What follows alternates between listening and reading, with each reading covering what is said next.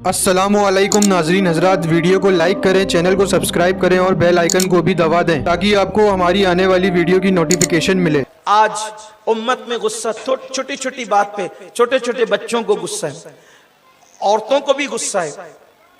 अगर शौहर कभी गुस्से में हो तो औरतें उससे ज्यादा गुस्से में आती हैं और फिर उसके बाद झगड़ा इतना बढ़ता है कि गली भर जाती है। फिर उसके बाद नौबत ये आती है कि कभी कभी तलाक तक की पोजीशन पहुंच जाती है। मैं गुफ्तगू आगे बढ़ाने से अर्ज करूं, आजकल मर्दों की तरफ से औरतों पर तो जुल्म हो ही रहा है, लेकिन जब से कुछ कवानीन मुल्क में नए आ गए हैं, ऐसा लगता है कि जैसे औरतें बेबाक हो गई हैं। बाज मुकामात पर औरतें बेबाक हो गई हैं और कुछ बेगैरत और बेहया लोगों ने अब गोया के तलाक को धंधा बना लिया है। यानी कि उनका हाल ये है कि वो यहाँ निकाह करेंगे, फिर 6 महीने बाद तलाक मांगेंगे, फिर कहीं निकाह करेंगे, फिर तलाक मांगेंगे, फिर कहीं निकाह करेंगे, फिर तलाक मांगेंगे। अल्लाह के रसूल सल्लल्लाहु अलैहि वसल्लम फरमाते हैं कि जिसने तलाक तलब किया उस औरत पर अल्लाह, उसका रसूल और सारे फरिश्ते लानत करते हैं। तलाक तलब करने वाली औरतों पर आजकल ये हाथों की मेहंदी भी नहीं छूटती और औरतें तलाक तलब करती है। बल्कि एक हदीस पाक जो कंजुल उम्माल शरीफ में है, हमारे लिए बहुत इबरत है। उसके अंदर हुजूर अलैहिस्सलाम फरमाते हैं, औरत अगर किसी के निकाह के बंधन में बंध जाए तो उसका ये हक भी नहीं है कि वो शौहर की इजाजत के बगैर अपने घर से निकले, जब तक शौहर इजाजत न दे। अगर अल्लाह के रसूल फरमाते हैं शौहर की इजाजत के बगैर वो घर से निकली तो अब जब तक वो लौट कर नहीं आएगी, जब तक वो लौट कर नहीं आएगी, अल्लाह की, रसूल की और सारे फरिश्तों की उस पर लानत बरसती रहेगी। तो सहाबा किराम ने आसान किया और उसकी आका, करीम आका, बंदा परवर आका, हमारे माँ बाप आप पे कुर्बान, क्या शौहर अगर बीवी पे जुल्म करता है तो भी वो शौहर की इजाजत के बगैर बाहर न निकले? अल्लाह के रसूल फरमाते अगरचे शौहर जुल्म करे तो भी वो इजाजत के बगैर बाहर नहीं जा सकता। अल्लाह के रसूल अलैहिस्सलाम ने पाबंद किया।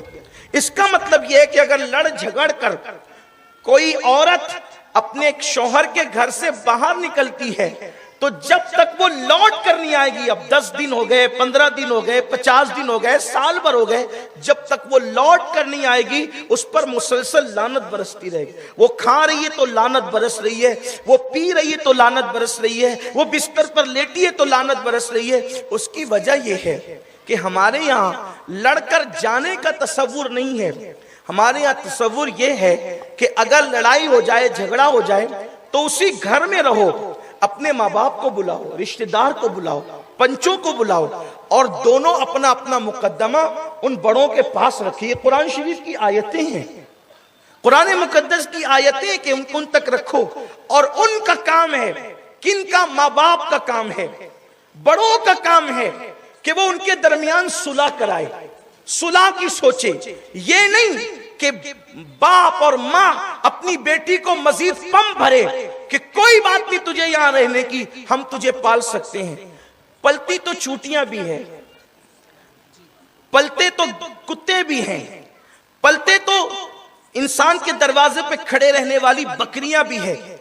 बात रोटी कपड़ा मकान की नहीं है, बात इज्जत के साथ बेटी के जीने की है।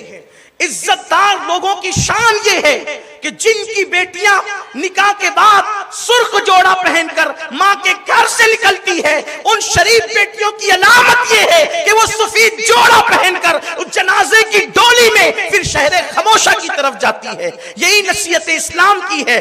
अल्लाह के रसूल सल्लल्लाहु अलैहि वसल्लम ने एक मर्तबा बीबी ज़हरा पाक सलामुल्लाह अलैहा को देखा कि मौलाए कायनात मौला मुर्तजा से जो है वो नाराजगी का इजहार कर रही है।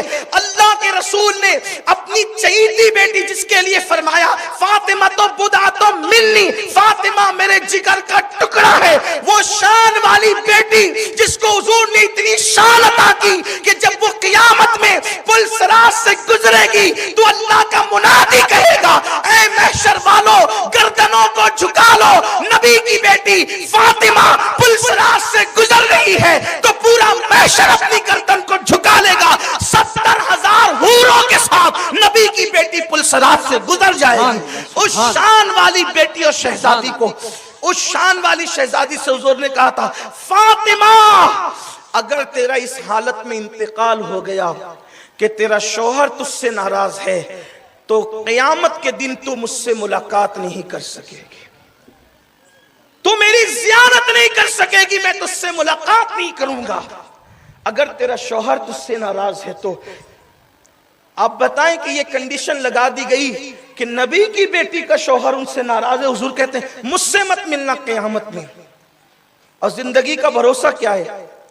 اتنا پابند کیا ہے اسلام نے عورت کو، لیکن یہ بھی کہہ دوں کہ جس اسلام نے عورت کو اتنا پابند کیا ہے اس اسلام نے مردوں کو بھی اتنا پابند کیا ہے کہ اللہ کے رسول علیہ السلام فرماتے ہیں تم میں سب سے اچھا وہ ہے۔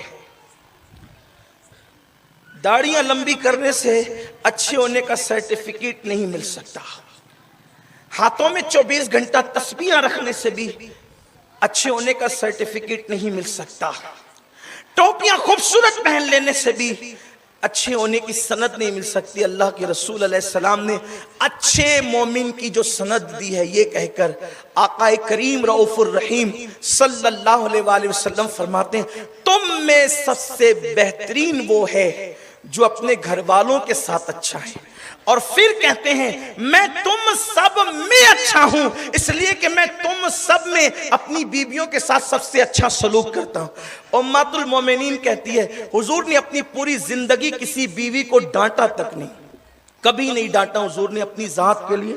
ہمیں کیا، حضور علیہ السلام نے اپنی ذات کے لیے کبھی اپنے نوکروں کو بھی نہیں ڈانٹا، کبھی خادموں کو بھی نہیں ڈانٹا، یہ حضور علیہ السلام کی زندگی ہے۔ لیکن عرض یہ کر رہا تھا کہ غصہ بڑا خطرناک ہے۔ آج کل کے نوجوان لڑکے یہ سوچ کر طلاق دیتے ہیں کہ دوسری تو ملنی ہے، ظلم عظیم ہے، ظلم۔ اللہ کے رسول علیہ الصلوۃ والتسلیم فرماتے ہیں 2 لوگوں کو قدرت عذاب دینے میں جلدی کرتی ہے، سالن میں نمک زیادہ ہونے پہ بیوی کو مارنے والوں، طلاق کی دھمکیاں دینے والوں، جو وقت کا وعدہ کر کے گئی تھی اس سے تاخیر سے آنے پر ظلم کرنے والوں، بیویوں کو مارنے والوں۔ یہ اپنے نبی کا فرمان ہے صلی اللہ علیہ وآلہ وسلم۔ آقا کریم فرماتے ہیں اللہ 2 لوگوں کو عذاب دینے میں بہت جلدی کرتا ہے، جبکہ وہ کہہ چکا ہے سبقت رحمتی علی غضبی، کہ میری رحمت میرے غضب پر سبقت لے گئی ہے۔ 1000 سال تک لوگ بتوں کی پوجا کرتے رہے، قدرت نے ان کو مہلت دی، سینکڑوں سال تک لوگ معاذ اللہ بدفعلیاں کرتے رہے، ان کو مہلت دی، لیکن اللہ کے رسول فرماتے ہیں کہ 2 لوگوں کو عذاب دینے میں اللہ جلدی کرتا ہے، ان کو مہلت نہیں دیتا، حتیٰ کہ 2 لوگوں کو اتنی جلدی عذاب دیتا ہے کہ ان کے مرنے کا بھی جو ہے اللہ اکبر، ان کے مرنے تک بھی عذاب مؤخر نہیں رہتا کہ مرے گا تو قبر میں دیں گے، حشر میں دیں گے، میدان محشر میں دیں گے۔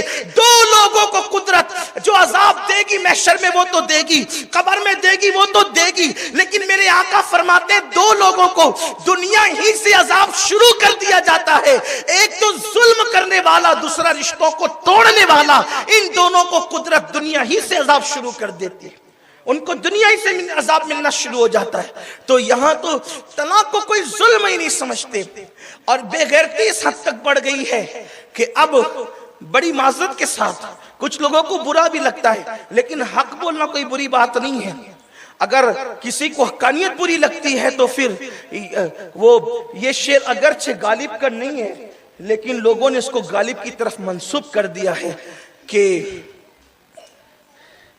زندگی بھر غالب یہ بھول کرتا رہا، زندگی بھر غالب یہ بھول کرتا رہا، دھول چہرے پہ تھی اور آئینہ صاف کرتا رہا۔ غلطی سے ہماری پارلیمنٹ میں بھی کسی نے یہ شعر غالب کے سر ڈال دیا ہے، یعنی اتنا بھی لوگوں کو علم نہیں ہے کہ غالب کے شعر کیا ہے۔ غالب غالب ہے. غالب کہتے ہیں کہ میں غالب اس لیے ہوا کہ میرے باپ نے میرا نام اسد اللہ الغالب رکھا حضرت مولا علی کے نام کی نسبت سے, اسی لیے قدرت نے مجھے ہر جگہ غالب رکھا. اور یہ غالب وہ غالب ہے, جب تقویت الایمان کا مصنف امتناع نظیر پہ بکواسے کر رہا تھا, فضل خیر آبادی تحریر میں جواب دے رہے تھے نثر میں, اور غالب نظم میں جواب دے رہے تھے اس کا. اور غالب نے جو نظمیں لکھی ہے اس کے جواب پر وہ غالب کا حصہ ہے. میں غالب کے 2 مصروں کو ان کی نجات کے لیے کافی سمجھتا ہوں. کسی نے غالب سے کہا تھا غالب ذرا غزلیں لکھتے ہو, کبھی نبی کی نعت بھی تو لکھو. تو غالب 2 مصرے لکھ کر کے چپ ہو گئے اور کہتے ہیں غالب ثنائے خواجہ بایزداں گذاشتیم, غالب ثنائے خواجہ بایزداں گذاشتیم, ذات پاک مرتبہ دانے محمد است. غالب کہتے ہیں یہ نعت بیان کرنے کا معاملہ اللہ کے سپرد کر دو, کیونکہ اللہ سے زیادہ میرے آقا کو کوئی جانتا ہی نہیں, اور جو ان کو جان نہیں سکتا وہ ان کی شان کیا بیان کر سکتا. اسی کو میرے امام کہتے ہیں اے رضا خود صاحب قرآن ہے مداح حضور, تجھ سے کب ممکن ہے پھر مدحت رسول اللہ. سبحان اللہ سبحان اللہ, حق ہے سبحان اللہ. بہرحال یہ کہنے چلا تھا کہ کڑوا لگتا ہے لوگوں کو حق, دھول چہرے پہ ہے تو آپ چہرہ صاف کریں, آئینہ صاف نہیں کریں. اتنی بڑی بھول مت کیجیے آپ.